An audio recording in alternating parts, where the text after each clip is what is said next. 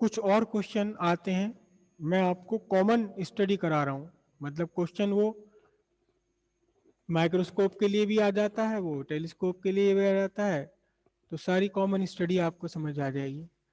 जो simple microscope है,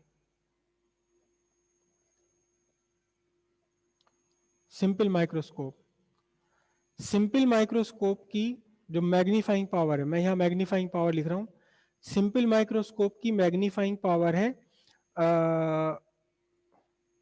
magnifying power in normal adjustment. Simple microscope की नॉर्मल एडजस्टमेंट में मैग्नीफाइंग पावर थी कितनी, D/Fe या F प्लस का, प्लस में था ये सिंपल माइक्रोस्कोप के लिए। ठीक है, कंपाउंड माइक्रोस्कोप के लिए नॉर्मल एडजस्टमेंट में पावर थी -VO/UO और D/Fe। ठीक है, और टेलीस्कोप जो है, टेलीस्कोप की एडजस्ट पावर है -FO/Fe। इनमें देखिए ध्यान से, जो सिंपल माइक्रोस्कोप वाला फॉर्मूला है इसमें तो आ रहा है प्लस, लेकिन कंपाउंड माइक्रोस्कोप और टेलीस्कोप दोनों में आ रहा है माइनस। इसका क्या डिफरेंस है, क्यों आ रहा है ये प्लस इसलिए आ रहा है कि आपकी जो फाइनल इमेज है, final image is erect with respect to, with respect to object. जैसा ऑब्जेक्ट है उसकी वैसी इमेज बन गई, इरेक्ट की इरेक्ट इमेज बन गई इसकी। ये सिंपल माइक्रोस्कोप है, जैसा ऑब्जेक्ट रखा था वैसी ही इसकी इमेज बन गई।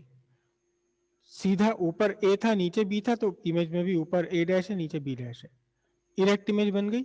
और इसकी मैग्नीफाइंग पावर कितनी है, D/Fe प्लस में आ रही है।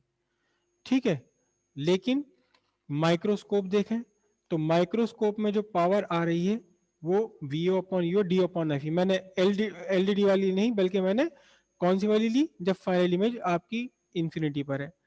क्यों है ये निगेटिव, क्यों आ रहा है इसके अंदर ये निगेटिव, ध्यान से देखिए आप कैसे आ रहा है। ये आपका ऑब्जेक्ट है AB, इसमें A प्रिंसिपल एक्सिस के ऊपर है, B प्रिंसिपल एक्सिस पर है, लेकिन ध्यान से देखिए जो फाइनल इमेज आपकी बनी है, final image A double dash A आपके प्रिंसिपल एक्सिस के नीचे पहुंच गया। फाइनल इमेज इन्वर्टेड है किसके रेस्पेक्ट में, ऑब्जेक्ट के रेस्पेक्ट में। ये आपका ऑब्जेक्ट जैसे रखा हुआ है, फाइनल इमेज इसके बिल्कुल उल्टी बन रही है।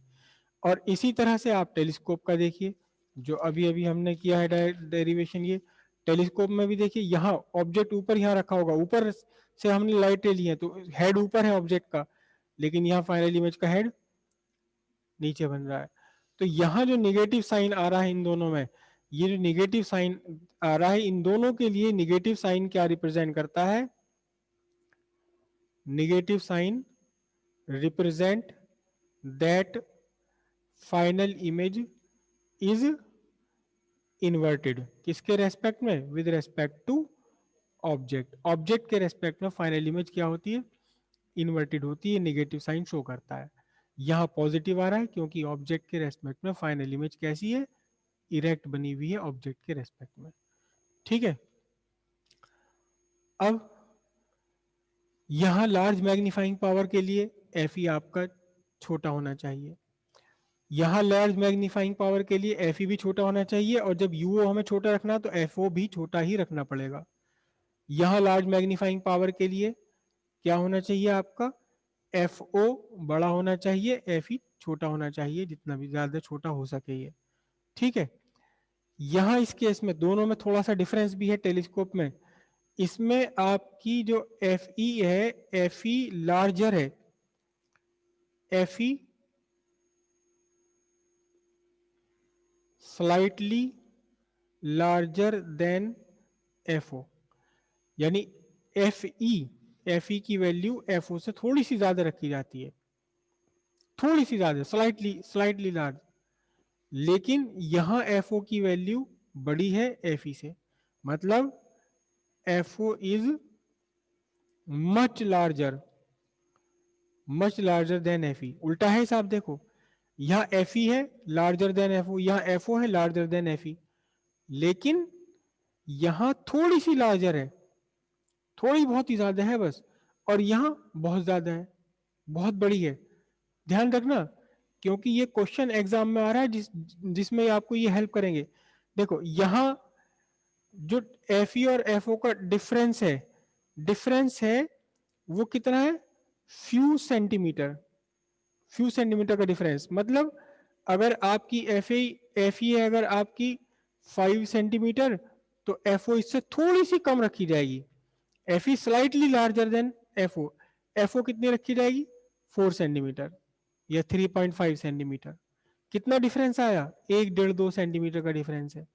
यहां आपका एफ ओ है 200 सेंटीमीटर और एफ ई कितना है, 5 सेंटीमीटर।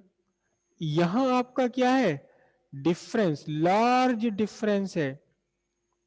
क्या है, large difference of F O and F E sorry, F O 200 है तो एफ ई कितना है, 4 5 बस। एफ ओ 200 से भी ऊपर होता है, बड़ी बड़ी फोकल लेंथ के लिए जाते हैं, क्योंकि जितनी बड़ी फोकल लेंथ होगी उतना ही बड़ा आपको मैग्निफिकेशन बनेगा। एफ ओ की वैल्यू जितनी बड़ी होगी एफ ई उतना ही बड़ा बन जाएगा। ठीक है, एक डिफरेंस और है यहाँ, जो माइक्रोस्कोप है, माइक्रोस्कोप में जो साइज है, साइज जिसे कि हम बोलते हैं एपर्चर, साइज ऑफ या aperture of LO less than LE, यानी ऑब्जेक्टिव लेंस छोटा होता है आईपीस लेंस से काफी। ऑब्जेक्टिव लेंस छोटा, आईपीस बड़ा है। ठीक है, बल्कि बहुत बड़ा नहीं है, फिर हम वही लिखेंगे L E is slightly larger than LO. लेकिन यहां क्या है, यहां उल्टा है, L O is much larger than L E. देख लो उल्टा है, यहां आपका L E is slightly larger than LO, eyepiece lens थोड़ा सा बड़ा होता है एलओ से, ऑब्जेक्टिव लेंस से। यहां ऑब्जेक्टिव लेंस है बड़ा किससे, आईपीस लेंस से, लेकिन बहुत बड़ा है, बहुत बड़ा है। तो अब जो डायग्राम हम बनाते हैं, डायग्राम जो बनाते हैं, देखो मैंने इन दोनों डायग्राम्स में आपको केवल डॉटेड लाइन बना रखी है एलओ और एलई की, एलओ और एलई की डॉटेड लाइन बनाई हुई है। लेकिन इन डॉटेड लाइन को आपने पूरा करना है, बहुत ध्यान से देखना। यहां एलओ छोटा है, एलई बड़ा है, एलओ छोटा एलई बड़ा, तो पहले एलई बना लो। यहां से यहां तक कि आपकी रे आ रही है, तो जितनी रे आ रही है ये, उससे थोड़ी सी ज्यादा ले लो यहां तक का। ठीक है जी, ये निशान हो गया, और यहां ऊपर ये निशान हो गया, करेक्ट। अब इन दोनों को मिला लो,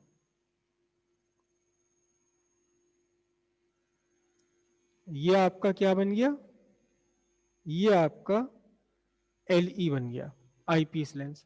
ठीक है, अब आपको ऑब्जेक्टिव लेंस इससे छोटा रखना है।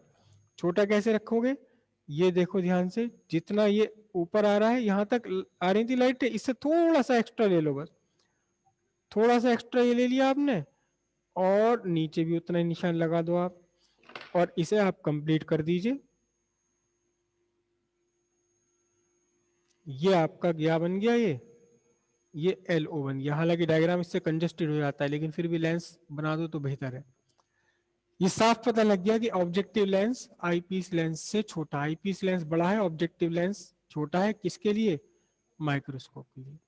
अब टेलीस्कोप में इसका उल्टा आ जाता है, टेलीस्कोप में उल्टा होता है, ऑब्जेक्टिव लेंस बड़ा है, आईपीस लेंस, तो पहले इस बार आईपीस लेंस बना लो, उससे बड़ा ऑब्जेक्टिव लेंस ले लेंगे। तो ये जहां तक लाइट रेज आ रही हैं आपकी आईपीस लेंस पे, इससे थोड़ा सा ज्यादा ले लो बस। ये आपने निशान लगाया और ऊपर भी निशान लगा दिया। अब इनके बीच में, दोनों निशान के बीच में बना दो क्या, आईपीस लेंस। ये आपका बन गया आईपीस लेंस। अब ऑब्जेक्टिव आपको बड़ा बनाना है, ऑब्जेक्टिव ये बड़ा बनाना है, तो जितना आपने ये आईपीस लेंस लिया हुआ है इससे ज्यादा ले लो बस, इससे ज्यादा ले लो ऑब्जेक्टिव। तो ये यहां तक इधर, और इधर भी नीचे ले लो। ठीक है, ये आपका यहां तक क्या बन जाएगा, ये ऑब्जेक्टिव लेंस बन जाएगा। देखो मैं इसको बाहर इसलिए बनवाता हूं, बड़ा इसलिए बनवाता हूं ताकि आपकी ये वाली दोनों डॉटेड लाइन आपके ऑब्जेक्टिव लेंस के बाहर ही रहे, ऑब्जेक्टिव लेंस के बाहर ही रहे दोनों डॉटेड लाइन। तो यहां देखिए ध्यान से, ये आपने ज्वाइन कर दिया,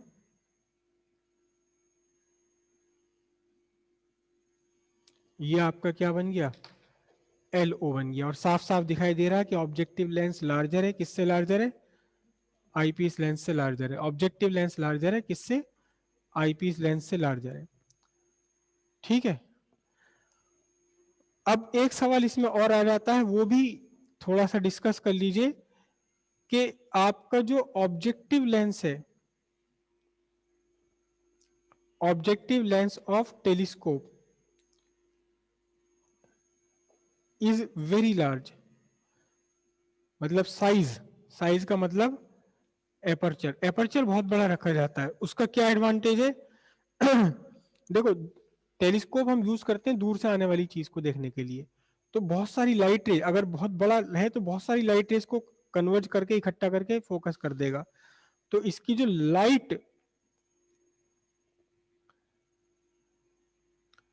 लाइट कलेक्शन है वो लार्ज लाइट कलेक्शन हो जाएगा, बहुत सारी लाइट को ये इकट्ठा कर लेगा to form a bright image, image bright बन जाएगी इससे।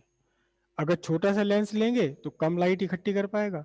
देखो टेलीस्कोप माइक्रोस्कोप आप यूज करोगे, ये वाला चाहे कंपाउंड माइक्रोस्कोप हो सिंपल माइक्रोस्कोप, उसे यूज करोगे आप उस ऑब्जेक्ट को देखने के लिए जो आपके हाथ में है। ये पेन है, मुझे देखना कि पेन की टिप का स्ट्रक्चर कैसा, माइक्रोस्कोप यूज करूंगा। अगर मेरे कमरे में अंधेरा हो रहा लाइट जला लूंगा, और कम पड़ता और लाइट जला लूंगा। तो जब हम माइक्रोस्कोप यूज करते हैं तो हम अपने ऑब्जेक्ट को आर्टिफिशियली इल्यूमिनेट कर सकते हैं, लाइट की क्वांटिटी हम कंट्रोल कर सकते हैं, कितनी तेज लाइट डालनी है। लेकिन जब हम टेलीस्कोप यूज कर रहे हैं, टेलीस्कोप में तो ऑब्जेक्ट ही हमसे दूर है, दूर से आने वाली लाइट, दूर जो दूर ऑब्जेक्ट है हम कैसे कह सकते हैं, फोन करके उससे कहें भाई जरा लाइट जला यहाँ पर मुझे दिखाई नहीं दे रहा। तो दूर रखे हुए ऑब्जेक्ट से जितनी भी लाइट आ रही है हमें उसी पर डिपेंड है, जितना बड़ा साइज होगा उतनी ही बहुत सारी लाइट रेस को ये कन्वर्ट कर देगा है, तो ब्राइट इमेज बन जाएगी। हम अपने डायग्राम बनाने में दो रेज यूज करते हैं, लेकिन एक्चुअली दो रेज थोड़ी ना, ये यहां से यहां से यहां से यहां से सारी लाइट रेज आ रही है वो यहां जाके मिल जाएंगी। जब ढेर सारी लाइट रेज मिलेंगी तो ब्राइट इमेज बनेगी, और अगर मैंने इसको छोटा ले लिया तो कम लाइट रेज मिला पाएगा ये, तो इमेज कैसी बनेगी, डल बनेगी। इसलिए ऑब्जेक्टिव हमेशा बड़े से बड़ा रखा जाता है टेलीस्कोप का।